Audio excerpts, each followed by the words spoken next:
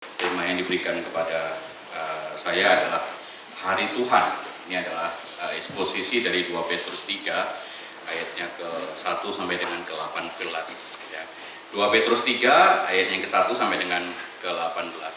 Saya mengajak kita membaca di 2 Petrus 3 ayat 1 sampai dengan 18, dan kita semua boleh berdiri menghormati firman Tuhan.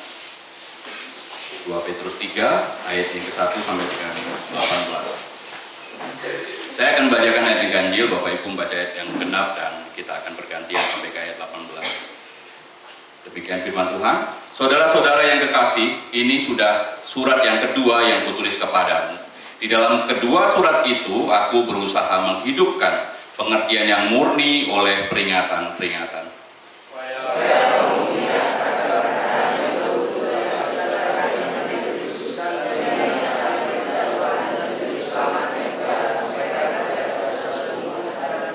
Yang terutama harus kamu ketahui ialah bahwa pada hari-hari zaman akhir akan tampil pengejek-pengejek dengan ejekan-ejekannya, yaitu orang-orang yang hidup menuruti hawa nafsunya.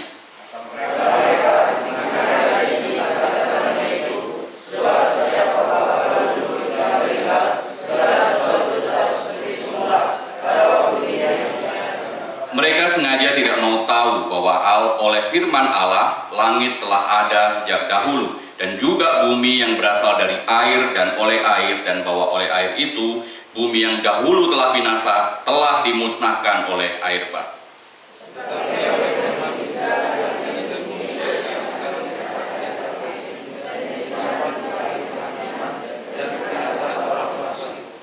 Akan tetapi saudara-saudaraku yang kekasih, yang satu ini tidak boleh kamu lupakan, yaitu bahwa di hadapan Tuhan satu hari sama seperti 1000 tahun, dan 1000 tahun sama seperti satu hari.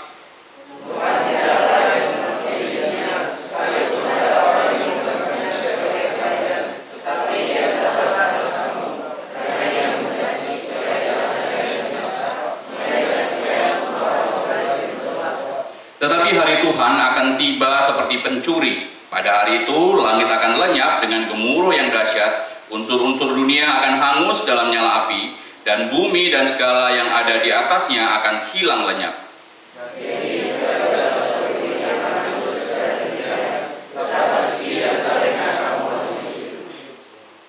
Yaitu kamu yang menantikan dan mempercepat kedatangan hari Allah. Pada hari itu langit akan binasa dalam api, dan unsur-unsur dunia akan hancur karena nyalanya.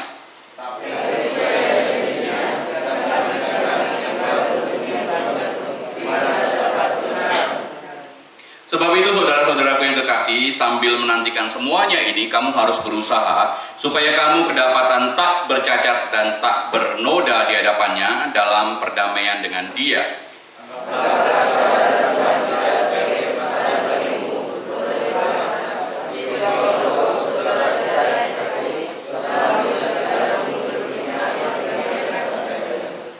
Hal itu dibuatnya dalam suratnya apabila ia berbicara tentang perkara-perkara ini dalam surat-suratnya itu.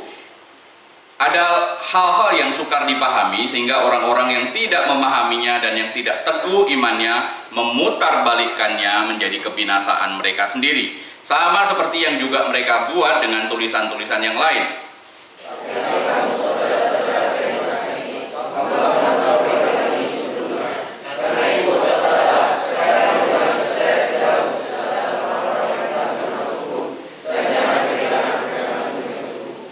Tetapi bertumbuhlah dalam kasih karunia dan dalam pengenalan akan Tuhan dan Juru Selamat kita, Yesus Kristus. Baginya kemuliaan sekarang dan sampai selama-lamanya. Silakan duduk. Berbahagialah kita yang boleh membaca firman Tuhan, terlebih melakukan firman itu di dalam hidup kita hari demi hari. Bapak Ibu, membaca dalam Petrus ini mengingatkan saya beberapa tahun yang lalu di dalam sebuah kelas teologi, ya, waktu saya masih kuliah tentu saja. Diskusinya sih di luar kelas. Benar nggak sih Tuhan Yesus itu akan datang kembali? Kira-kira begitu. Sudah 2000-an tahun lebih kok dunia itu gini-gini aja. Ya. Kapan Tuhan itu akan balik? Kira-kira begitu. Kalau Tuhan memang ada, ya dalam diskusi itu, kenapa kejahatan itu masih kira-kira merajalela? Kalau benar akan ada penghakiman, mengapa tidak ada keadilan sekarang ini? Kenapa hukuman tidak ditegakkan? Kenapa harus nunggu ke belakang? Ya. Kalau benar akan ada penghakiman, kenapa nggak langsung saja hari ini kemudian Tuhan menghakimi? Orang yang salah langsung kemudian dinyatakan salah dan dihukum hari itu juga. Kenapa orang jahat kemudian malah semakin kaya dan orang benar malah semakin menderita? Itu menjadi perbincangan kami di luar kelas teologi tentu saja. Nggak berani kalau bertanya di kelas, takutnya malah dihakimi. Ya. Bapak yang terkasih dalam Tuhan, ya. Kalau kita perhatikan pernyataan-pernyataan dan pertanyaan seperti ini ada beberapa hal. Pertama, ini mungkin itu adalah ekspresi kritis, ya, yang melihat situasi. Bener nggak sih Tuhan, kok kayaknya adem ayem saja, nggak ada kemudian ya pergerakan bumi ini akan berakhir, ya. Lalu kemudian sekaligus juga kalau kita cermati, ini adalah bentuk dari skeptis seseorang, ya. Jangan-jangan memang tidak ada akhir dunia itu, ya. Dan bentuk lain juga mungkin saja bisa menjadi ejekan seperti yang dikatakan oleh Petrus. Artinya apa? Ejekan tentang hari akhir itu nggak akan ada, hari Tuhan itu nggak akan ada, ya. Akhir zaman itu nggak ada, tenang saja, hidup santai saja, ya. Menertawakan, ya. Satu sisi dia tidak peduli, tapi satu sisi juga menertawakan iman seseorang, iman pengharapan orang Kristen terhadap Tuhan di akhir zaman. Dan di satu sisi yang lain dia juga mempertontonkan diri dengan ketidakpedulian hidupnya, ya. Karena penghakiman kan nggak ada, buktinya sampai sekarang nggak dihakimi juga. Akhir zaman kan tidak ada, hukuman kan tidak ada. Buktinya apa? Sampai sekarang juga tidak kiamat-kiamat, kira-kira begitu. Ya. Dan kalau kita baca 2000 tahun yang lalu pergumulan seperti ini juga masih ada. Ya. Para pengejek-pengejek itu berkata seperti ini. Ya. Akan tampil pengejek dengan ejekan-ejekannya, yaitu mereka yang menuruti hawa nafsu. Ejekannya apa?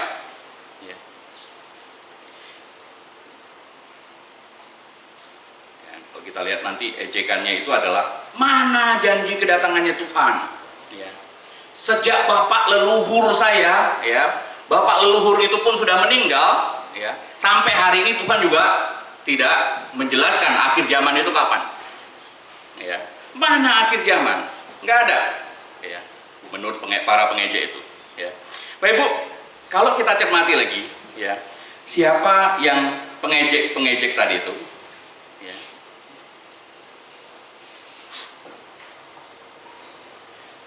Di Alkitab dikatakan bahwa mereka adalah orang yang menuruti hawa nafsunya.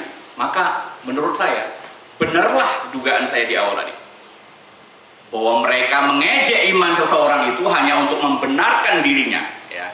Ayo melakukan jahat, ya. Saya tidak peduli, ya. Saya mau melakukan berdasarkan keinginan saya, mau melakukan sesuatu berdasarkan nafsu saya. Toh penghakiman itu tidak ada, ya. Toh ya, hari Tuhan itu tidak ada. Toh keadilan tidak ditegakkan, atau jangan-jangan mundur ke belakang lagi. Toh sepertinya Tuhan memang tidak ada. Lihat para pengejek. Mereka tidak mau memikirkan konsekuensi dosa yang harus ditanggung, ya. Dengan cara apa? Menenggelamkan diri mereka dengan mengabaikan bahwa konsekuensi terhadap dosamu itu nanti akan dibalaskan. Kalau kemudian saya menggambarkan seperti burung onta yang kemudian takut menghadapi bahaya. Burung onta itu kalau menghadapi bahaya, dia akan membenamkan kepalanya itu di pasir. Dengan tidak melihat bahaya, maka kemudian dia menyimpulkan bahaya itu sudah hilang. Padahal tidak. Ya, dengan tidak menganggap akhir zaman itu tidak ada, dengan menganggap akhir zaman itu tidak ada, itu tidak serta-merta menunjukkan bahwa akhir zaman itu memang tidak ada. Nah, itulah cara-cara orang yang demikian, seperti burung onta, menganggap itu semua tidak ada. Dipikirnya kalau akhir zaman dianggap tidak ada, maka akhir zaman itu betul-betul tidak ada. Dipikirkan seperti burung onta, kalau bahaya itu dia tidak lihat, maka dia pikir bahaya itu memang tidak ada. Tidak, ya.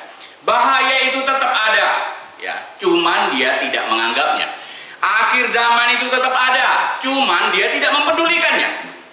Ya. Kalau di kelas dalam diskusi, saya sering mengingatkan tentang salah satu ajaran tentang orang yang di dalam etika itu ada ajaran tentang sumber atau standar sebuah kebenaran dan standar sebuah etika moral. Dalam artian begini, bisakah etika Kristen itu ya standarnya itu tidak diletakkan kepada maksudnya gitu, bisakah etika itu sekaligus menghilangkan Tuhan di dalam sumber etikanya?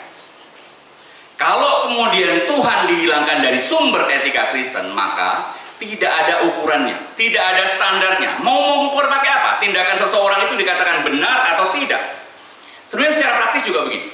Kalau kemudian kita ini tidak mau bersalah, ya, tidak mau merasa bersalah, tidak mau merasa berdosa, tidak mau resah kalau kita melakukan kesalahan, maka buanglah apa? Tuhan dalam dirimu. Itulah yang kemudian menjadi sumber kebenaran, menjadi sumber standar moralmu. Orang-orang yang mengajarkan ajaran keliru kan seperti ini, ya. Mencoba memindahkan sumber etika Kristen itu dari dirinya, memindahkan, mengeluarkan, ya, sumber kebenaran itu dari dirinya. Kalau sumber kebenaran tidak ada, maka pakai apa mengukur dirinya benar atau tidak benar? Pakai ukuran dia sendiri. Saya sendiri udah baik kok. Kan saya sudah melakukan kebaikan kepada orang. Ukurannya dia. Kan saya sudah berbaik kepada dia. Kan saya sudah melakukan ini, itu, dan lain sebagainya. Tanpa melihat ukuran sumber dari Tuhan. Nah, Bapak Ibu mencermati ejekan seperti ini, ya, tentu saja ini sangat memprihatinkan, ya. Dari inti ejekan mereka, ya, terlihat jelas bagaimana mereka mendiskreditkan Tuhan di dalam. Bagaimana mereka merendahkan Tuhan di dalamnya. Bagaimana mereka meragukan dan menyaksikan janji Tuhan di dalamnya. Bagaimana mereka menganggap Tuhan itu tidak setia dengan janjinya, ya, di dalamnya. Sejak bapak leluhur kita bahkan sudah meninggal mereka, kok nggak ada akhir zaman? Dulu dijanjikan kepada bapak leluhur, kok sampai sekarang nggak ada akhir zaman? Itu dikatakan 2000 tahun yang lalu. Sekarang berapa? 2000 tahun lagi. Itu dikatakan 2000 tahun yang lalu. Mereka sudah protes seperti ini. Nah, sekarang kita sudah tambah 2000 lagi, ya. Maka orang makin memperkuat, ya. Mana hari Tuhan itu? Segala sesuatu nggak ada perubahan dari dulu sampai sekarang, gini-gini aja, ya. Lalu kemudian di dalam percayanya mereka itu, ejekan-ejekan mereka itu, terlihat jelas bagaimana mereka menganggap Tuhan itu nggak kerja apa-apa. Tuhan itu pasif, ya. Faktanya apa? Menurut mereka segala sesuatu, ya, sejak dahulu sama saja. Artinya kan menganggap Tuhan tidak berbuat apa-apa. Dari sejak diciptakan, kata mereka, ya lebay sih, melebih-lebihkan. Dari sejak diciptakan sampai sekarang sama saja, ya. Dan kemungkinan juga menganggap Tuhan tidak berani menghukum, jangan-jangan. Buktinya tidak segera mengadili. Ya. Nah, melihat tuduhan-tuduhan seperti ini, sebenarnya respon Petrus itu bagaimana sih? Bagaimana Petrus menanggapi para pengejek seperti ini? Ya. Nah, perkataan Petrus, bagi Petrus, ya, perkataan seperti itu bukan hanya merendahkan, tetapi juga naif menurut Petrus. Kenapa? Karena menilai itu tidak dengan objektif. Ya, karena menilai itu berdasarkan, ya, pokoknya, ya, maunya mereka lah, ya. Keinginan mereka bisa terpenuhi, ya. Opini mereka bisa terjelaskan, ya. Mereka mengabaikan. Kenapa naif sih? Menurut Petrus kenapa naif? Karena apa? Mereka itu mengabaikan peran Tuhan dalam menciptakan. Lihat bagaimana Tuhan menciptakan bumi, lalu kemudian dalam tanda petik meriset bumi itu dengan melakukan hukuman di era Nuh, ya. Dia berkuasa mencipta, dia juga berkuasa menghancurkan. Dan harusnya kalau mereka sadar secara objektif, ini kan bisa menjadi bayang-bayang, bisa menjadi gambaran, bisa menjadi tipologi bagaimana akhir zaman di sana nanti. Ya, kalau Tuhan bisa mencipta dan Tuhan bisa kemudian menghancurkan dengan air bah, maka bukan hal susah untuk menghancurkan dunia di akhir zaman nanti. Jadi tidak melihat secara objektif, seolah-olah bumi tidak ada berubah. Loh, dinamika mencipta dan kemudian meriset ulang tadi itu dinamika apa? Apakah itu bukan perubahan? Ya. Tidak hanya itu, ya, Petrus juga melihat bagaimana mereka menafikan, menghilangkan, ya, menganggap tidak ada pemeliharaan Tuhan juga atas alam semesta. Ya.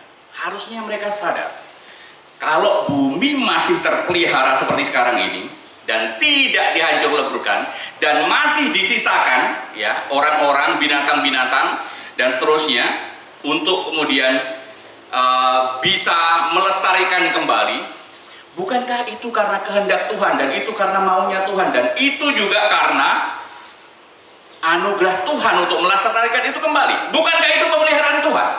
Ini semua nggak dianggap, dihilangkan, dinafikan.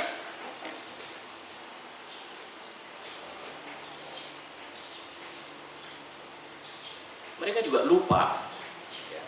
Paulus seperti mengingatkan kembali, mereka seperti lupa bagaimana Tuhan itu memiliki kemahakuasaan, ya, melampaui waktu yang sifatnya kronologis, sejarah, detik, menit, jam, hari, bulan, tahun, dan seterusnya. Tuhan itu melampaui itu semua. Ya. Tuhan tidak masuk di dalam waktu, tapi kalau izin meminjam kata Pak Tong, Tuhan itu supra waktu, melampaui waktu.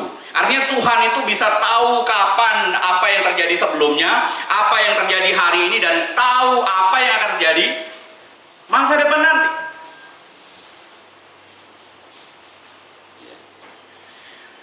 Maka dijelaskan Petrus, 1000 tahun, ya,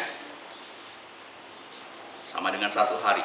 Maksudnya itu tentu bukan hitung-hitungan 1 hari sama dengan 1000 tahun. Ya. Banyak tahun itu bagi Tuhan itu bukan apa-apa. Ya kayak sejentik saja, kayak sedetik saja. Jadi jangan dihitung 1000 tahun betul-betul 1000 tahun. Ya. Jadi dalam memikirkan tentang akhir zaman, jangan hanya membatasi, ya, karya Tuhan itu berdasarkan waktu hari ini, berdasarkan waktu kemarin, berdasarkan waktu nanti. Karena itu semua dalam kendali Tuhan. Ya. Jadi bukan Tuhan tidak setia. Jadi bukan Tuhan lalai dengan janjinya. Apa yang kita rasakan seolah-olah lama, seolah-olah kok nggak kiamat-kiamat tadi, itu bagi Tuhan itu bukan apa-apa. Ya, menurut Petrus dari yang saya gali, ya, mereka itu menafikan kuasa Tuhan seperti ini, dan tentu saja tidak objektif kan melihatnya. Dalam konteks ini, keterlambatan dalam petik yang dirasakan manusia bagi Tuhan itu kan bukan keterlambatan. Bagi Tuhan kan memang sengaja untuk dalam tanda petik lah mengulur waktunya. Ya tentu ada maksud dan tujuannya, dan nanti kita akan jelaskan sama-sama. Bapak Ibu terkasih dalam Tuhan, itulah respon Petrus melihat itu tadi. Tetapi kalau kita lihat, selain respon kepada para pengejek tadi itu, Petrus juga memberikan respon dengan menegaskan beberapa hal yang penting kepada jemaat yang mendapat ejekan. Yang pertama, ya, Petrus itu kemudian menegaskan kembali, ya, ayo, ya, kembali kepada ajaran yang benar, ya. Saudara-saudara yang terkasih, ini sudah surat yang kedua yang kutuliskan kepadamu. Di dalam surat kedua ini aku berusaha menghidupkan pengertian yang murni oleh peringatan-peringatan, supaya kamu mengingat akan perkataan-perkataan dahulu telah diucapkan oleh nabi-nabi kudus, dan mengingat akan perintah Tuhan dan juru selamat yang telah disampaikan oleh rasul-rasulmu kepadamu. Ya. Apa yang dimaksudkan ajaran yang benar oleh Petrus ini? Ya. Tentu saja ajaran yang bertolak belakang, ya, yang kontras dari para pengejek tadi itu. Ya. Ajaran apa? Yang pertama adalah Petrus menegaskan bahwa tidak seperti anggapan para pengejek tadi. Yang pertama bahwa Petrus menegaskan hari Tuhan itu pasti datang. Ya, hari Tuhan itu pasti datang. Tetapi hari Tuhan akan tiba seperti pencuri. Pada hari itu langit akan lenyap dengan gemuruh yang dahsyat, unsur-unsur dunia akan hancur, akan hangus dalam nyala api, dan bumi segala yang ada di atasnya akan hilang. Ya. Nah, apa itu hari Tuhan? Hari Tuhan itu tentu saja merujuk kepada hari Allah. Dalam konteks ini, ya, para nabi sudah terlebih dahulu menggunakan istilah ini. Frase hari Tuhan ini sudah terlebih dahulu digunakan, ya, untuk menunjukkan bahwa nanti Tuhan akan menghakimi dosa manusia. Oke lah, di dalam Yesaya sifatnya bukan hanya bicara tentang akhir zaman, tetapi juga bicara tentang konteks mereka saat itu.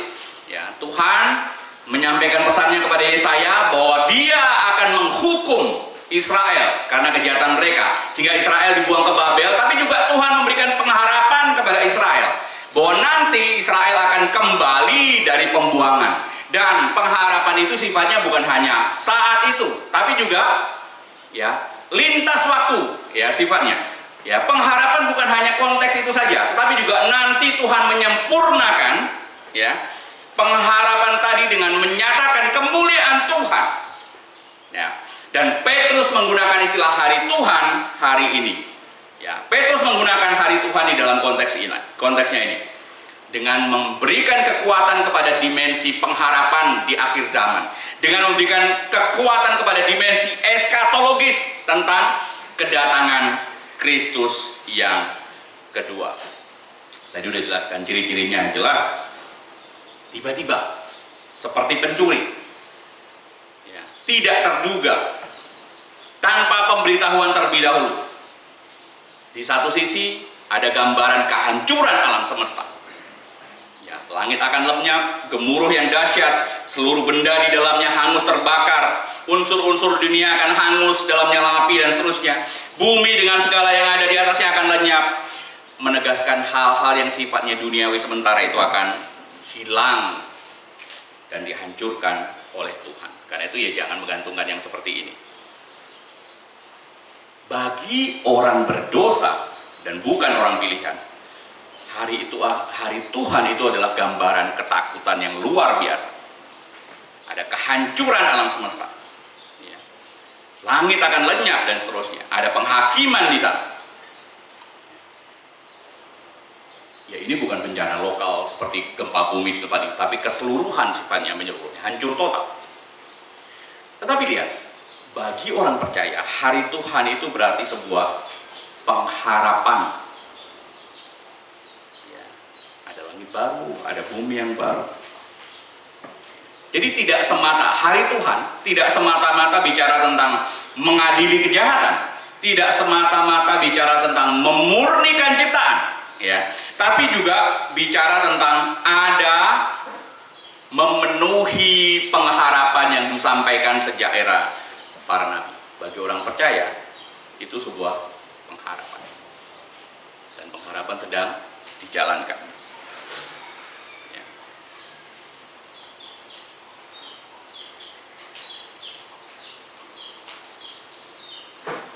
Itu tuh berita seperti ini yang Petrus maksudkan bukan untuk menakut-nakuti, tapi untuk menegaskan iman dari orang-orang percaya yang ada di perantauan sana, yang dikirimi surat oleh Petrus ini. Kamu lebih percaya para pengejek tadi atau perkataan para nabi? Kamu lebih percaya pada orang yang membenarkan dirinya dengan menganggap hari Tuhan tidak ada, atau perkataan para nabi yang jelas dibuktikan di sana bahwa sebelumnya itu hari Tuhan itu memang ada, ya. Artinya pembalasan Tuhan itu sudah ada ditunjukkan di sana, dan Tuhan juga memberikan pengharapan di akhir zaman. Mana yang lebih dipercayai? Itu yang ditegaskan Petrus pertama. Yang ditegaskan Petrus yang kedua adalah bahwa, ya, dia menunjukkan kalau seolah-olah masih ada jeda waktu, ya, kok seolah-olah tidak juga terjadi akhir zaman. Pahamilah itu sebagai bagian dari kesabaran Tuhan yang memberikan kesempatan untuk pertobatan. Jadi jangan malah dianggap Tuhan nggak berbuat apa-apa. Itu kesempatan yang diberikan Tuhan. Itu kesempatan yang dianugerahkan Tuhan supaya orang itu bertobat. Orang siapa? Orang para perantau yang sudah mendengar apa? Mendengar Injil sebelumnya. Orang para perantau yang dikirimi surat, ya, yang dikatakan oleh Petrus bahwa mereka itu adalah orang pilihan. Ya.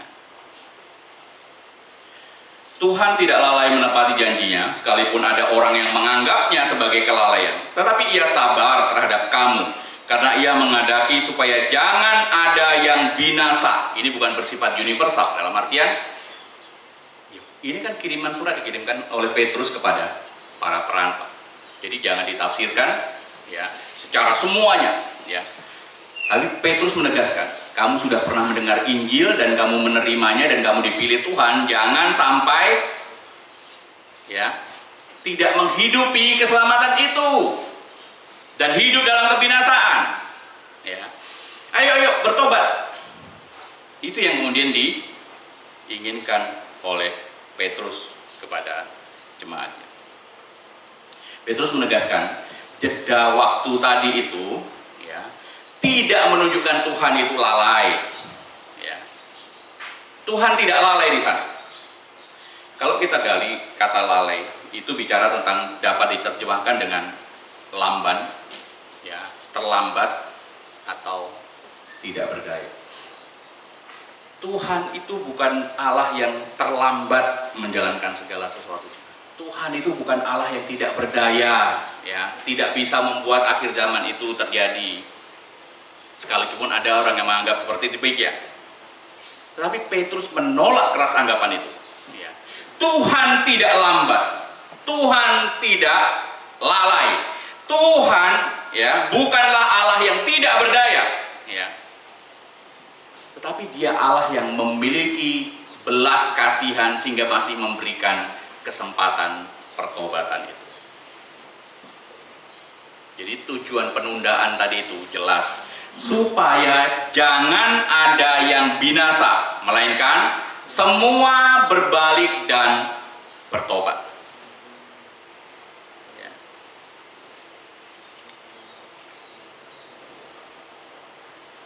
Jadi waktu yang diberikan Tuhan itu menunjukkan apa?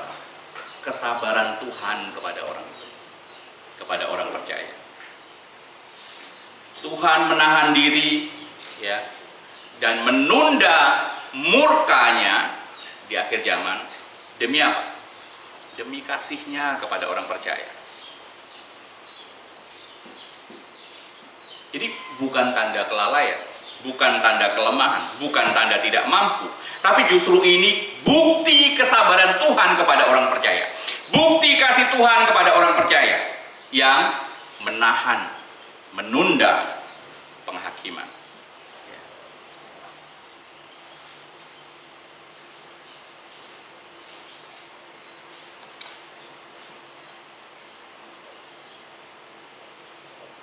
Karena itu Bapak Ibu, waktu membaca ini jangan kita kemudian salah menafsirkan kesabaran Tuhan tadi itu seperti para pengeja. Mungkin saja dunia menganggap ya diamnya Tuhan itu sebagai kelalaian. Tapi bagi orang percaya itu adalah anugerah waktu yang diberikan oleh Tuhan untuk kita, kesempatan yang diberikan Tuhan oleh kita. Karena itu gunakan waktu Tuhan itu jangan dengan santai-santai, apalagi sampai bergumul ya di dalam dosa, tapi justru untuk semakin menguatkan iman kita, memperkuat diri kita, menghidupi keselamatan kita. Jadi sangat perlu dihargai ya, waktu anugerah yang besar tadi. Setiap hari yang Tuhan tambahkan itu adalah kesempatan untuk kita menghidupi keselamatan. Kesempatan untuk kita melakukan ya, pertobatan pribadi. Dan kesempatan untuk kita berarti bagi ya, orang dan bagi pelayanan Tuhan. Itu yang ditegaskan Petrus. Ya. Yang ketiga, yang juga kemudian Petrus tegaskan adalah supaya waspada dan berjaga di dalam menantikan hari Tuhan. Ayat 14. Sebab itu saudara-saudaraku yang kekasih, sambil menantikan semuanya itu, kamu harus berusaha supaya kamu kedapatan tak bercacat dan tak bernoda di hadapannya, di dalam perdamaian dengan Dia. Anggaplah kesabaran Tuhan itu sebagai kesempatan bagimu untuk beroleh selamat, seperti juga Paulus, saudara-saudara kita, telah menulis kepadamu menurut hikmat yang dikaruniakan kepadanya. Hal itu dibuatnya dalam semua suratnya apabila ia berbicara tentang perkara-perkara ini. Dalam surat-suratnya itu adalah hal-hal yang sukar dipahami, sehingga orang yang tidak memahaminya dan yang tidak teguh imannya memutarbalikkannya menjadi kebinasaan mereka sendiri. Sama seperti yang juga mereka buat dengan tulisan-tulisan yang lain. Anggaplah sebagai kesabaran Tuhan, ya, supaya kamu kedapatan tak bercacat dan tak bernoda. Karena itu sambil menantikan waktu yang Tuhan masih berikan kepada kita, kesempatan yang masih Tuhan berikan kepada kita, kesabaran yang masih Tuhan tahan, ya, untuk tidak menunjukkan murkanya, maka jagalah diri kita. Itu pesan Petrus, ya. Jaga kesalehan hidup kita, terpisah dari dosa, mempersembahkan diri sepenuhnya kepada Tuhan, ya. Jaga kekudusan hidup kita. Jadi kekudusan itu bukanlah sesuatu beban, ya, Petrus menekankan seperti ini, tapi itu sebuah kerinduan untuk semakin serupa dengan Tuhan, supaya tak bercacat dan tak bernoda di hadapannya. Kata tak bercacat ini juga dipakai untuk menunjuk di dalam 1 Petrus 1 ayat 19. Itu bicara tentang Kristus sebagai anak domba yang tidak bercacat. Dalam konteks ini kita bisa melihat bagaimana tak bercacat yang dimaksud, bahwa kita menggambarkan ketidakbercatatan Kristus, bagaimana kita mencerminkan, merefleksikan, ya, kekudusan Kristus, ya. Bukan hanya bicara tentang kebaikan hidup kita, bukan bicara tentang moralitas atau etika hidup kita, tapi kita sedang memancarkan kekudusan Kristus. Itu yang ditunjukkan oleh Petrus, ya. Dan kita diajak untuk bertumbuh di dalam kasih karunia dan pengenalan akan Tuhan.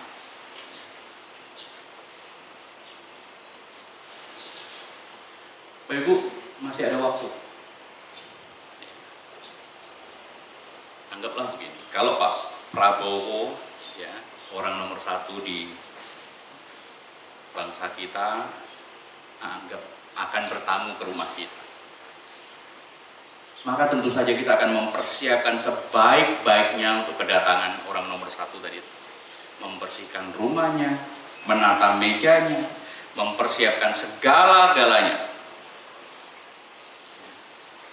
Walaupun kita mungkin juga tidak tahu kapan Pak Prabowo betul-betul datang ke rumah kita, tapi karena cinta kita, karena respect kita, karena kasih kita, karena kebanggaan kita bahwa orang nomor 1 di bangsa ini akan datang ke rumah kita, kita mempersiapkan semuanya. Dan tentu saja dia juga ingin kita mempersiapkan itu, bukan? Bapak Ibu, demikianlah kehidupan orang percaya. Jika kita sungguh percaya, tidak seperti para pengejek tadi itu, bahwa Yesus Kristus itu akan datang kembali, ya, menyatakan hari Tuhan itu betul-betul akan datang, maka marilah kita menata hidup kita, ya. Bukan dengan kepanikan, oh hari Tuhan akan datang, kapan hari Tuhan? Bukan seperti itu, tapi dengan memang kesiapan hidup kita, ya. Membersihkan rumah kita, ya, mempersiapkan hati kita, mempersiapkan kehidupan kita, agar saat Tuhan datang, ya, kita didapatinya tidak bercacat dan tidak bernoda.